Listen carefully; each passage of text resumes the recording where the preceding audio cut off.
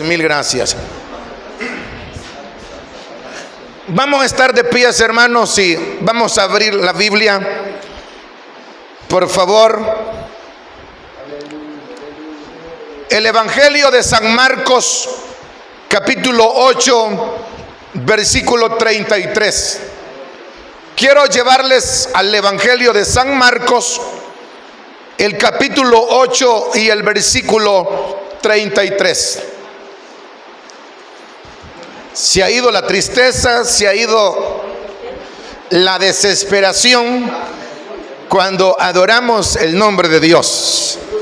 Vamos a leer, la Biblia dice así, San Marcos, el Evangelio de San Marcos, en su capítulo 8, versículo 33, dice: pero él, volviéndose y mirando a los discípulos, reprendió a Pedro diciendo: quítate delante de mí, Satanás, porque no pones las miradas en las cosas de Dios, sino en las de los hombres. Hasta ahí, hermanos. Pueden sentarse.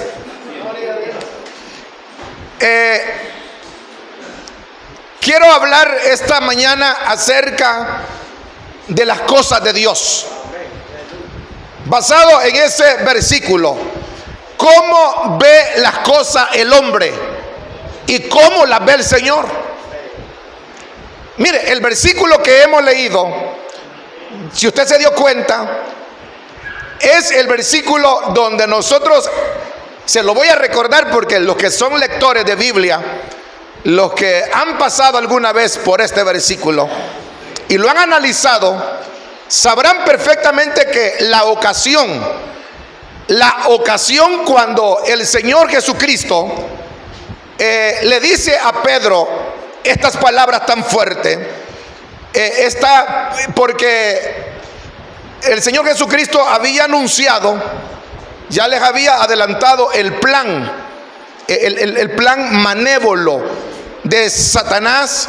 Les había predicado que sería herido, que sería entregado en manos de los pecadores y que sería bofeteado, sería desnudado, como dice el profeta Isaías, y sería azotado 40 veces, como 40 generaciones han pasado hasta la fecha, y que al final le pondrían una cruz y luego lo llevarían al Calvario y allí lo iban a crucificar, y esto era muerte de cruz.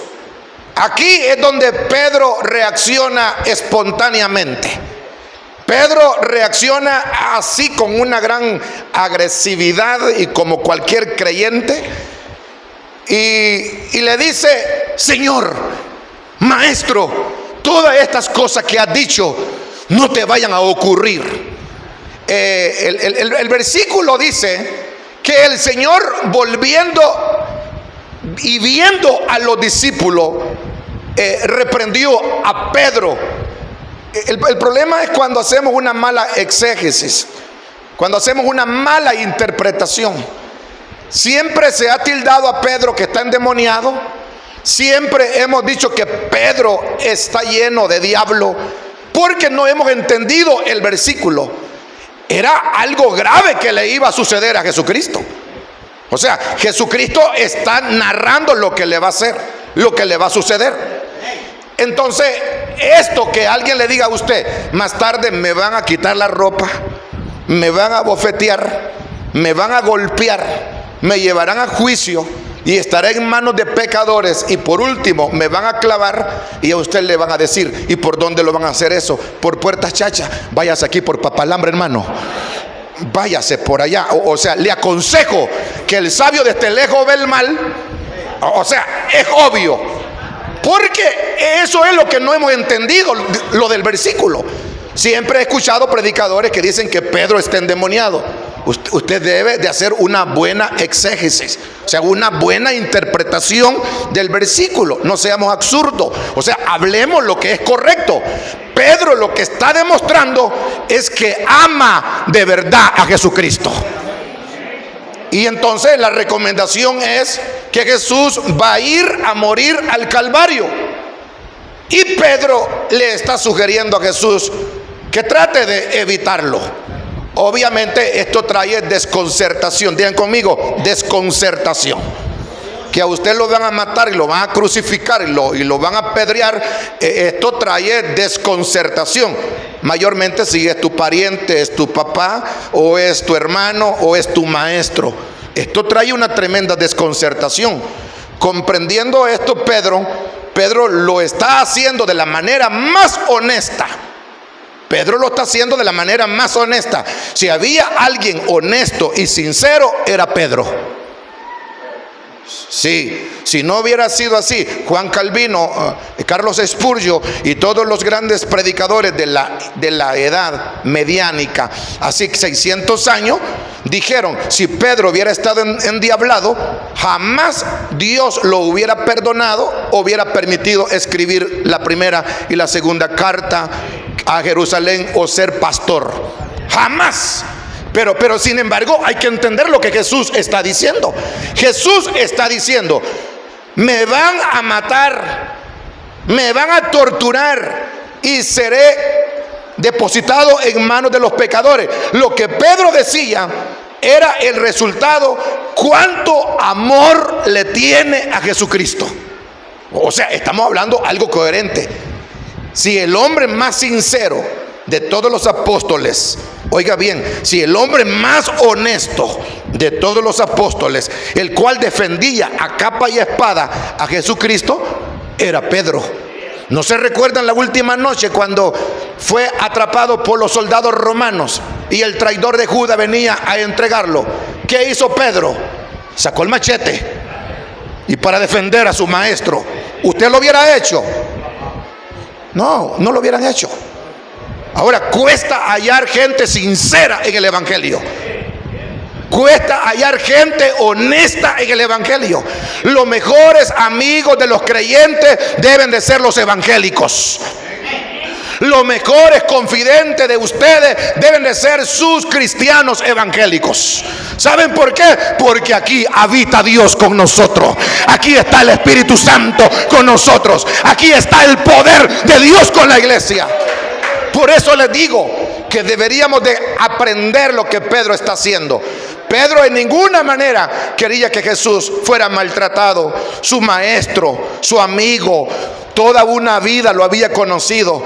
¿Quién va a querer que le hagan daño a la persona a quien amas?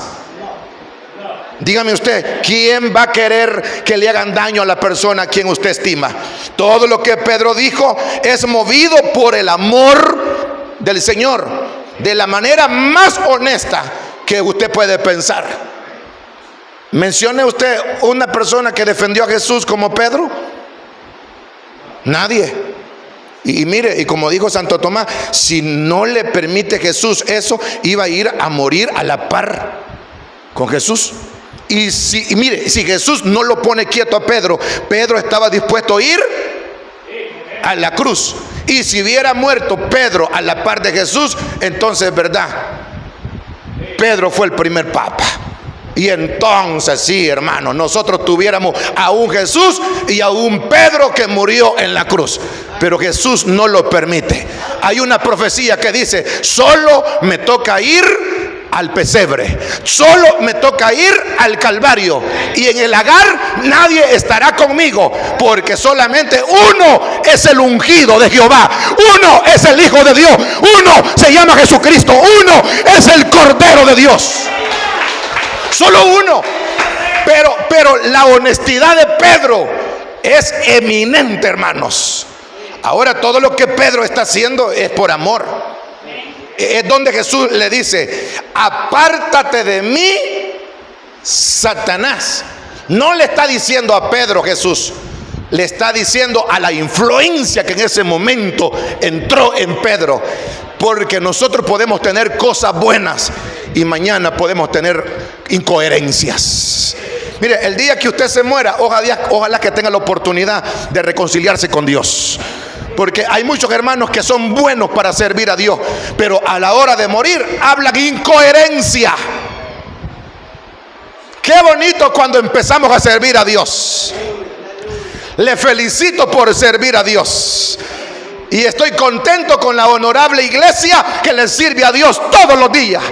Pero estaría más feliz el Señor si perseveraríamos hasta el día final de nuestra historia. Deberíamos de luchar con frecuencia, hermanos, con las cosas de Dios. Lo que Dios le está recriminando a Pedro es que él no está mirando las cosas de Dios. Y ahí es donde Dios le está recriminando a Pedro y le dice: porque no miras las cosas de Dios. Porque si tú vieras las cosas de Dios, no dijeras eso. Hermano, es que es fácil ser cristiano cuando todo va bien. Cuando Dios resucita a los muertos, Pedro dice: wow, este es Dios, dice. Cuando los leprosos fueron limpios, Bartimeo se recibió la vista, la mujer encorvada de 38 años se enderezó, Lázaro resucita. Dijo Pedro: esto no es otra cosa que Dios nos ha visitado. Este es. Y una vez Jesús preguntó: ¿y quiénes dicen vosotros que soy yo? Pedro no se equivocó y dijo: tú eres el Hijo del Dios viviente. Wow. Y Jesús le bajó los humos, porque hay que bajarle los humos a la gente. A la gente se le sube mucho el humo a la cabeza. Y Jesús le dice: Pedro, ese día no te lo sacaste vos. No, eso no te lo reveló ni sangre ni carne, sino mi Padre que está en los cielos. Allí el Señor lo bajó a Pedro, porque no fue Pedro, sino el Señor, el Dios de Abraham, el Dios de Isaías, el Dios de Ezequiel, el Dios de Daniel, el Dios que se llama Jesucristo, a quien pido un poderoso y fuerte aplauso. Ese es el Dios que revela. Claro que sí, hermanos. Ahora, Jesús le recriminó a Pedro. ¿Y por qué Jesús recriminó todo lo de Pedro? Porque Pedro está viendo las cosas de los hombres, no está viendo las cosas de Dios. Y por eso cuando yo estoy hablando cómo ve las cosas el Señor y cómo las ve usted, mire, somos diferentes. La primera enseñanza que usted ve en la parte del versículo es que cómo ve las cosas el Señor. ¿Qué le está recriminando Jesús a Pedro? ¿Lo entendió? Porque él está viendo las cosas como ven los hombres, y Jesús quiere que vea las cosas como Dios las ve. ¿Entendieron, hermanos? En Isaías 58, versículos 7 y 8, Jesús dice: porque mis pensamientos no son vuestros pensamientos. Lo demás, como dice, ni mis caminos son vuestros caminos. Así como son más altos los cielos que la tierra, así también son más altos mis pensamientos que vuestros pensamientos. Por eso le dice a Job el Señor: ¿tú conoces la mente de Dios? ¿Tú conoces la mente de Dios? No, no la conozco. Job dice: no la conozco. Por eso dice, el Señor reprende la censura de Pedro, porque Pedro no está viendo las cosas como se deben de ver. Hay diferentes puntos de vista cómo Dios ve las cosas en nosotros y cómo nosotros las vemos. Si tenemos amistad, hermanos, voy a poner un ejemplo para que se me entienda. Mire, si usted tiene una amistad estrecha con una persona, tiene algo en común con la persona. ¿Cuál es lo común que tenemos? Que nos ponemos de acuerdo. Y por muy enojado que esté usted, al final termina haciendo lo que la esposa dice, porque se pone de acuerdo. No sé si le gustó el ejemplo. No le gustó eso, ¿verdad? Bueno, pero es que así es. Por muy violento que usted sea, al final usted termina aceptando que su hijo es así. O sea, por muy creyente que sea usted, al final termina aceptando que tiene una familia no muy santa. Usted lo sigue aceptando. Usted no me deja mentiroso. Y ese es lo único que nos ponemos de acuerdo con los seres humanos. Pero entre Dios y el ser humano no hay ninguna comunión. No hay. Entre Dios y el ser humano hay dificultad. ¿Saben por qué? El ser humano nunca entiende a Dios, pero Dios sí nos entiende a nosotros. O sea, usted puede tener 10 amigos y al final nos ponemos de acuerdo. Usted puede tener una amistad estrecha con una persona y al final tiene algo en común. Pero ¿por qué digo esto? Porque es fácil ponernos de acuerdo, porque entre seres humanos nos entendemos. Pero ¿usted entiende a Dios? El ser humano nunca entiende a Dios. Nunca. Si hay mucho invierno, no estamos felices. Y si hay poca agua, estamos enojados. O sea, nunca Dios de verdad ha tenido paz con nosotros. Siempre estamos incómodos. Si tenemos 30 años, el ser humano de 30 años, de 25 años, se enloquece. Se enloquece. Los hipotes hablan a la moda, se visten a la moda y ya se ponen arito aquí en las orejas. Los hijos suyos andan como quieren. Entonces, y usted dice, es que no los entiendo, pastor. Es verdad, yo tampoco los entiendo, pero Dios sí nos entiende a nosotros. Qué cosa, ¿verdad, hermanos? Qué cosa. ¿Por qué Dios nunca va a actuar como actúan los hombres? Dios va a actuar de otra manera. ¿Por qué los seres humanos nunca aceptan el plan de Dios? El ser humano nunca acepta el plan de Dios. Llega a 50 años, dice, Señor, dame el privilegio de ver a mis nietos. Vio los nietos, Señor, dame el privilegio de ver a mis bisnietos. Vio los bisnietos, Señor, dame el placer ver los tataranietos. Vio los tataranietos, ahora que sigue, hermano, los cuannietos. O sea, usted sigue, hermanos, nunca usted está satisfecho, nunca. Usted puede ir a todas partes del mundo y nunca está satisfecho. Usted nunca está satisfecho. Por eso Pablo dice que teniendo comida y vestuario estemos felices. ¿Cuántos están felices por lo que tienen, hermanos? ¿O quieren más? No, hermanos, estamos suficientes así. ¿Cuántos están contentos por lo que son? Por lo que tienen. O sea, no aspiremos más. No pensemos en lo que no tenemos, pensemos en lo que ya tenemos. ¿Quién anda buscando lo que no tiene? ¿Quién anda buscando lo que no ha perdido? ¿Quién anda aspirando lo que no tiene? Alabemos a Dios por lo que ya somos hijos de Dios. Ya tenemos lo que dice Dios que somos. ¿Están felices por eso, hermanos? Ahora, veamos lo que aquí está ocurriendo. ¿Cómo ve las cosas Dios? Miremos dos fases. Solo así se determina mi mensaje. Miremos dos fases. ¿Cómo ve las cosas el hombre y cómo las ve el Señor? Porque Pedro le está diciendo a Jesús, no vayas, si puedes evitar morir, no lo hagas.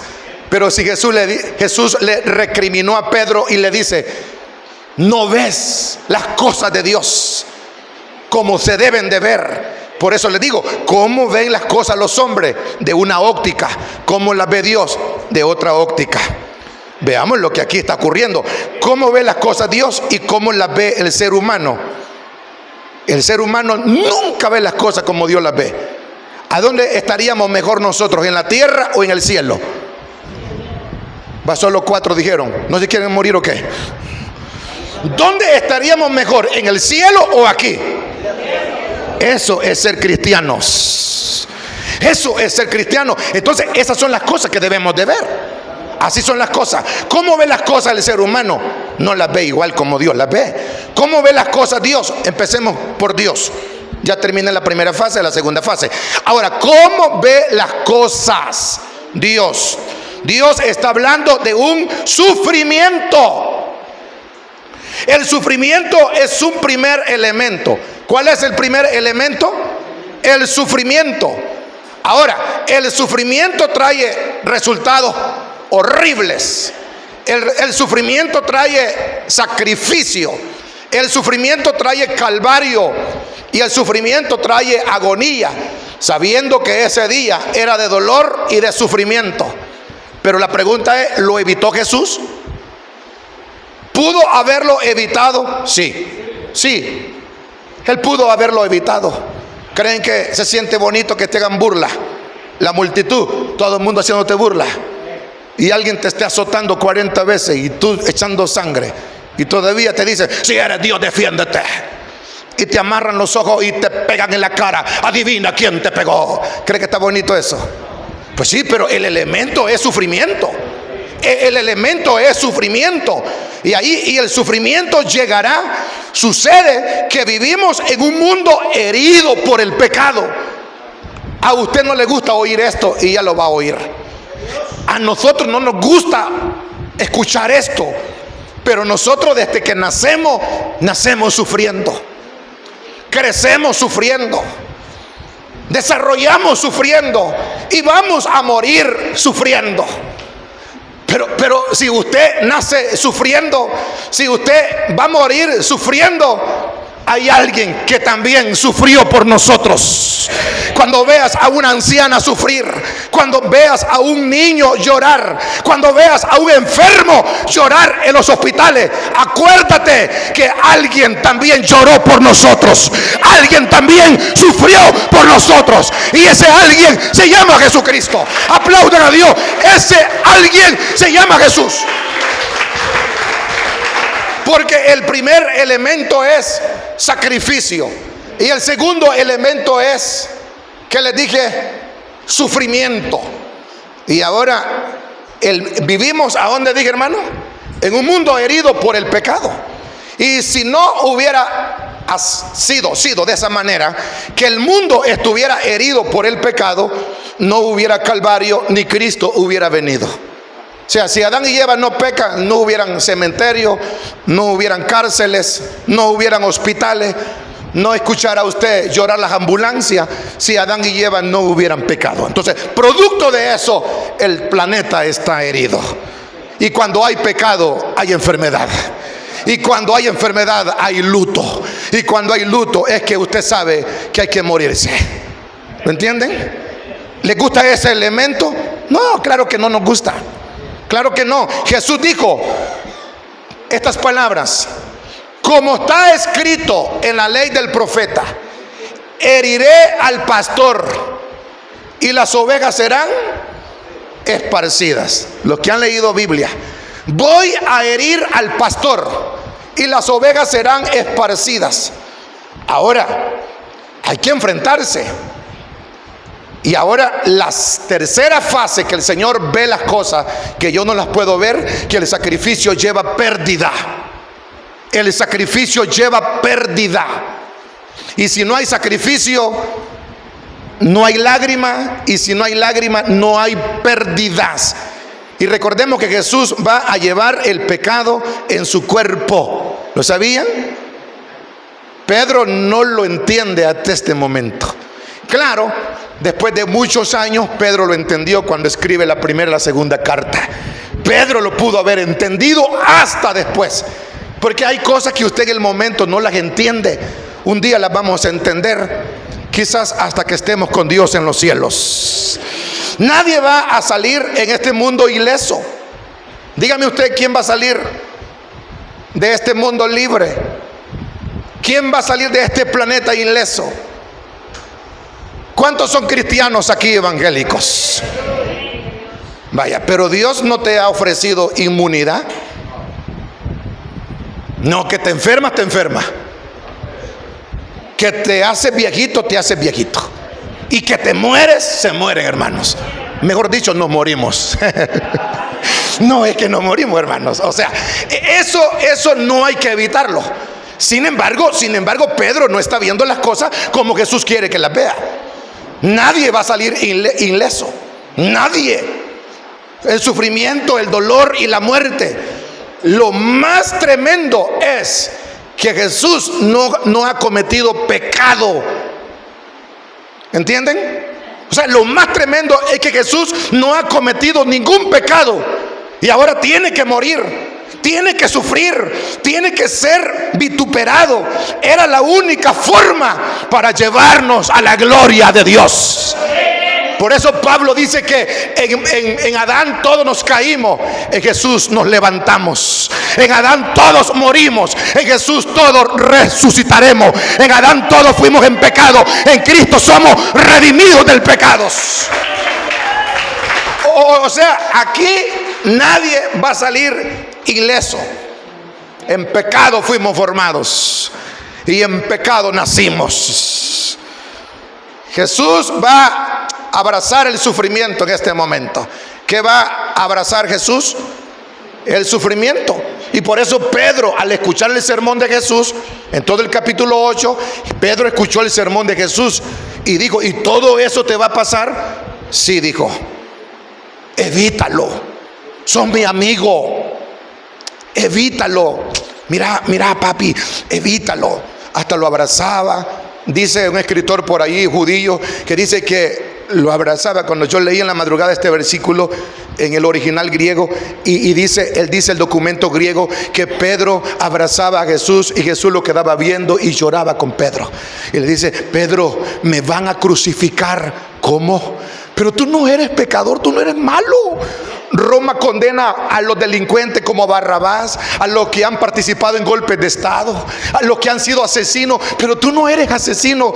Pedro, me van a poner una cruz, pero la cruz solamente son para los grandes asesinos de serie como Barrabás, pero tú no has participado en ningún golpe de estado. Le dice Pedro a Jesús, aconsejándolo, pero no puedes evitarlo eso. Y Marco escuchó lo que Jesús le dijo, estas palabras: apártate de mí, Satanás, porque me eres estorbo.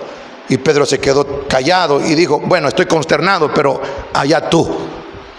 Allá tú. Sin embargo, el sufrimiento lo va a abrazar. Lo va a abrazar para darnos a conocer a Dios y darnos el camino de la salvación. Segundo lugar, Dios ve las cosas sabiendo que siempre habrá pérdida. Dios ve las cosas sabiendo que siempre van a haber pérdidas. Se pierden bienes materiales, ¿sí o no? Se pierde la salud, ¿sí o no? Se pierde un ser querido. Es que si es verdad, hermano, se pierde. Al igual que el sufrimiento, el ser humano quiere evitarlo. Mire, nosotros queremos evitar dos cosas. Queremos evitar el sufrimiento y queremos evitar la pérdida. ¿Qué cosa queremos evitar? Entonces Pedro quiere evitar dos cosas. Pedro quiere evitar el sufrimiento de Jesús y quiere evitar la pérdida de su maestro. O sea, Pedro lo está diciendo: quiero evitar que no sufras. Nadie quiere perder a su papá. Nadie quiere perder a su mamá. Bueno, la mía ya la perdí, pero tengo a mi papá vivo. Pero tengo abuelas, tengo familia, pero no quiero que mi papá se muera. Todavía lo tenemos ahí. Pero ¿quién puede evitar eso? ¿Quién quiere perder a un hijo? Dios dice que la pérdida es necesaria. Es necesaria. Ahora perdió usted un ser querido. ¿Cómo va a poder usted evitarlo? ¿Cómo usted va a poder evitar la pérdida de un ser querido? Es que perdí un ser querido. Perdí a mi hermano. Hay gente inconsolable. Es que perdí un nieto. Perdí a un pariente. Y la gente no supera eso. Usted no me deja mentiroso. Esto es duro. ¿Sí o no? Pero es que el sufrimiento produce ¿qué? Pérdidas. No se olviden, el sufrimiento produce pérdida. Y Pedro sabía que el sufrimiento iba a producir pérdida.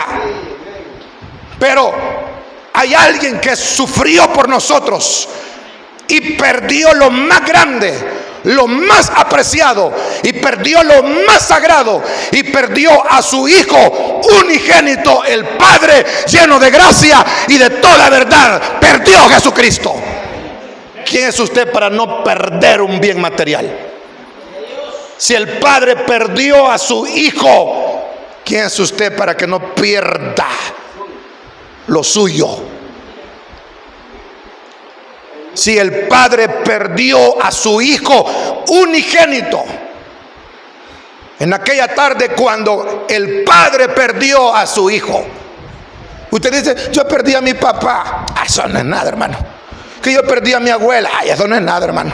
que yo perdí a mi hijo. Esto no es nada. El padre perdió a su hijo unigénito. Por lo menos usted tiene 20, 15, 30, le quedan otros.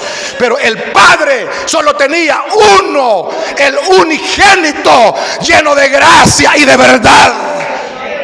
Él perdió a su hijo unigénito.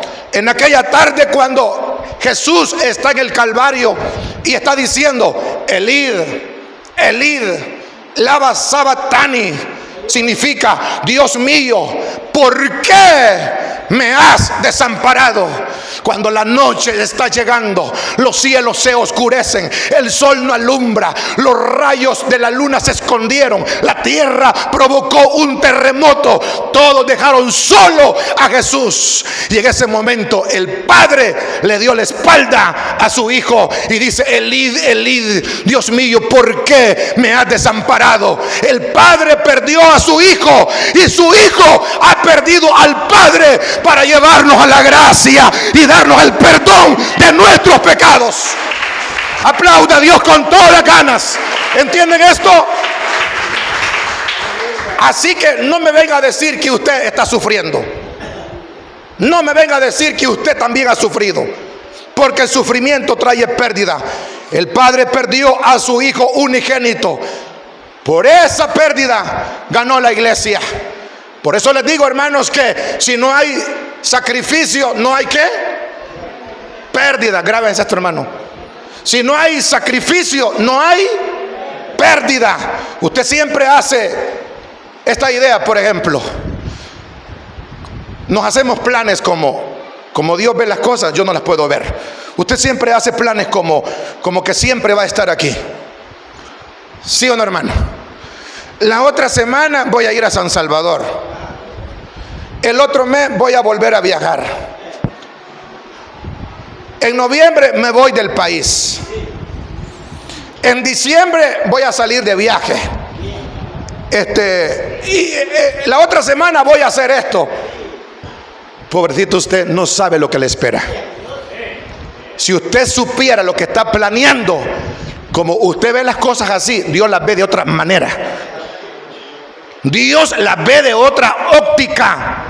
Cuando planeamos en la vida, nunca pensamos en la pérdida. ¿No es cierto, hermano? Cuando usted planea en la vida, no está pensando en perder. Usted está pensando que le va a ir bien.